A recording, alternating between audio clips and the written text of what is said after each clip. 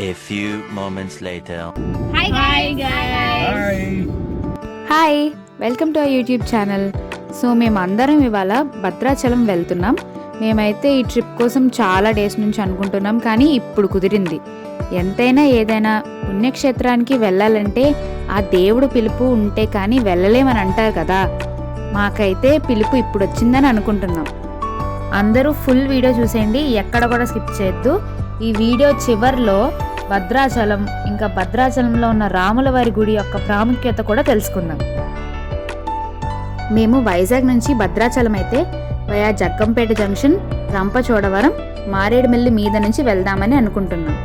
వైజాగ్ నుంచి మారేడుమిల్లికి అయితే 230 కిలోమీటర్స్ పడుతుంది. అండ్ మారేడుమిల్లి నుంచి భద్రాచలానికి అప్రాక్సిమేట్గా 117 కిలోమీటర్స్ అయితే పడుతుంది.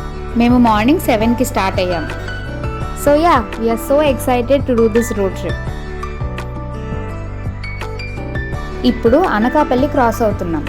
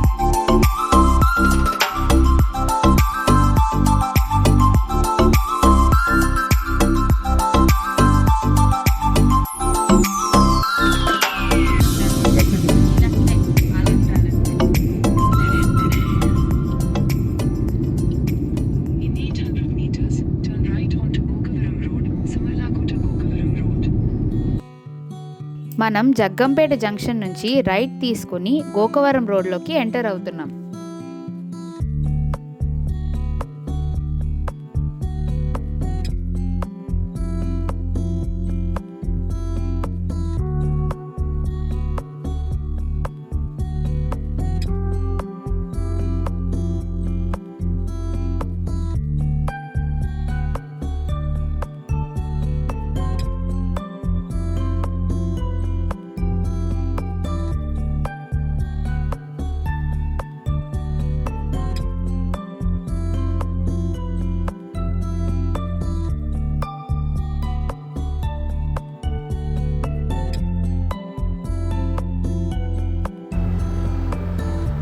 దివ్యక్షేత్రం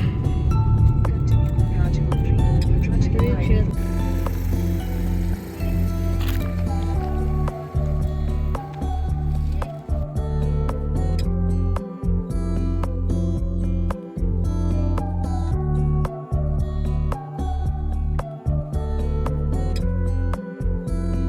ఇప్పుడు మారేడుమిల్లి ఎంటర్ అవుతున్నాం. మారేడుమిల్లి డ్రైవ్ చాలా బాగుంటుంది. ఆ గ్రీనరీ, బ్యాంబూ ట్రీస్, ఫారెస్ట్లో నుంచి వెళ్ళడం, ఎస్పెషలీ డే జర్నీ అయితే సూపర్గా ఉంటుంది.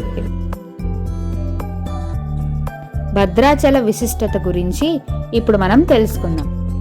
శ్రీరాముణ్ణి మనిషి రూపంలో ఈ భూమి మీద జన్మించిన అవతార పురుషుడిగా భావిస్తారు. శ్రీరాముడు ధర్మానికి నిదర్శనం. అంతటి మహనీయుడు ఈ భద్రాచలంలో స్వయంగా వెలిశారు. అప్పట్లో ఈ ప్రాంతాన్ని భద్రగిరిగా పిలిచేవారు. కాలక్రమేణా భద్రాచలంగా పేరుగాంచింది. భద్రాచలం గురించి తెలుసుకునే ముందుగా మనం భద్రుడి గురించి తెలుసుకోవాలి. అవనాసురుడు సీతాదేవిని అపహరించిన తరువాత శ్రీరాముడు సీత కోసం వెతుకుతూ ఈ ప్రాంతానికి వచ్చినప్పుడు భద్రుడు శ్రీరాముడికి సహాయం చెయ్యాలని తమ ప్రాంతంలో పర్వతంపై ఆశ్రయం తీసుకోండి అని రాముల వారిని వేడుకుంటాడు. కానీ రాముడు సీతాదేవి జాడ తెలుసుకొని తనని తీసుకొచ్చాక తప్పకుండా ఈ ప్రాంతంపై నివాసం ఏర్పరచుకుంటా అని మాట ఇస్తారు. అలా మాట ఇచ్చి శ్రీరాముడు సీత కోసం వెళ్ళిపోతారు. ఆ మరుక్షణం నుంచి శ్రీరాముడి కోసం భద్రుడు తపస్సు చేస్తూ ఉండిపోతారు. కానీ రాముడు భద్రుడికిచ్చిన మాట మర్చిపోతారు. అలా ఆయన రాముని అవతారం పూర్తి అవడంతో తిరిగి వైకుంఠానికి వెళ్ళి విష్ణు రూపంలో ఉంటారు. కానీ ఈ విషయం తెలియక భద్రుడు తన తపస్సుని కొనసాగిస్తూనే ఉంటారు. దానితో వైకుంఠంలో ఉన్న విష్ణుడికి గుర్తుకు వచ్చి హడావిడిగా భూలోకానికి వచ్చేస్తారు. ఆ కంగారులో ఎడమ చేతిలో ఉండాల్సిన శంకు కుడి చేతికి, కుడి చేతిలో ఉండాల్సిన సుదర్శన చక్రం ఎడమ చేతికి మారిపోతాయి. రాముని అవతారంలో భద్రుడు కోరుకున్నందువలన విష్ణువు రాముడి అవతారంలో దర్శనమిస్తారు. రాముడికి 2 చేతులు, కానీ విష్ణువుకి 4 చేతులు. అక్కడ విష్ణువు రాముడి రూపంలో తన 4 చేతులతో తన వెంట సీతాదేవిగా లక్ష్మీదేవిని, లక్ష్మణుడిగా శేషుడిని రూపానంతరం మార్చి తీసుకువెళ్తారు. అలా రాముణ్ణి చూసి భద్రుడు ఆనందించినప్పుడు నీకు ఏం కావాలి అని వరం కోరుకోమంటారు. అప్పుడు భద్రుడు తన శిరస్సుపై సీతారాముల నివాసం ఉండమని కోరిక కోరుతారు. అది విన్న రాముడు ఈ పంచభూతాలున్నంతకాలం నేను సీతాదేవి మరియు లక్ష్మణుడితో పాటు భద్రుడిపై కొలువై ఉంటామని, తమతో పాటు భద్రుడిని కూడా దర్శించుకున్న వారందరికీ శుభం జరుగుతుందని వరమిస్తారు. అలా భద్రుడిపై నివాసం ఉండి శ్రీరాముడు రామభద్రుడు అయ్యారు. అలా రాముణ్ణి తన తలపై మోస్తూ భద్రుడు భద్రాచలం అయ్యారు. భద్రాచలం సమీపంలో బద్రిరెడ్డిపాలెం అనే గ్రామం ఉండేది. ఇక్కడ పోకల దమ్మక్క శ్రీరాముణ్ణి భక్తితో కొలిచేది. ఒకరోజు శ్రీరాముడు కలలో కనిపించి తను భద్రగిరిపై ఉన్నా అని, భక్తులు తనని దర్శించుకునేలా చేయమని చెప్తారు. తనతో పాటు ఇంకొక భక్తుడు సహాయం చేస్తారని కూడా చెప్తారు. కలలో చెప్పినట్టుగానే దమ్మక్క ఆ ప్రాంతంలో వెతకగా శ్రీరాముడు వెలిసిన విగ్రహం కనిపిస్తుంది. ఆ విగ్రహానికి పందిరి వేసి పళ్ళని నైవేద్యంగా పెట్టేది. ఇంకొక భక్తుడైన కంచర్ల గోపన్న గురించి తెలుసుకుందాం. గోపన్నది ఖమ్మం జిల్లాలోని నేలకొండపల్లి గ్రామం.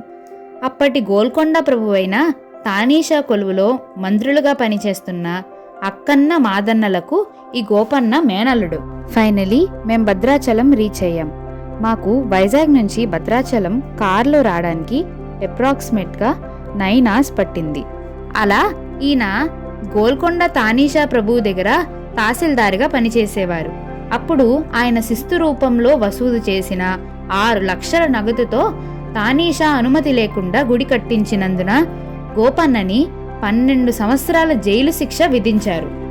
కంచర్ల గోపన్న రాముల వారికి పరమభక్తుడైనందున ఆ 6 లక్షల నగదుతో భద్రాచలంలో శ్రీ రాముల వారి ఆలయాన్ని 17వ శతాబ్దంలో బ్రహ్మాండంగా నిర్మించారు. దీనిని దక్షిణ అయోధ్య అని కూడా అంటారు. జైల్లో ఉంటూ ఆయన ఎన్నో కష్టాలు అనుభవిస్తూ రోజు రాముణ్ణి తలుచుకొని ఎన్నో కీర్తనలు రాశారు. అలా ఆయన భక్త రామదాసుగా ప్రసిద్ధుడైనాడు. రామదాసు కష్టం చూసి రాముడు చెలించి తానీషా ప్రభువు సేద తీరుతున్నప్పుడు రామలక్ష్మణులిద్దరూ బంటుల రూపంలో ఆయన కలలోకి వెళ్ళి 6 లక్షలు కట్టి రసీదివ్వమని అడుగుతారు. సీతారామ మోటార్ బోట్ షికార్ గోదావరి అవతలి ఒడ్డున్న పరిశుభ్రమైన వాతావరణం మరియు పరిశుభ్రమైన నీరు.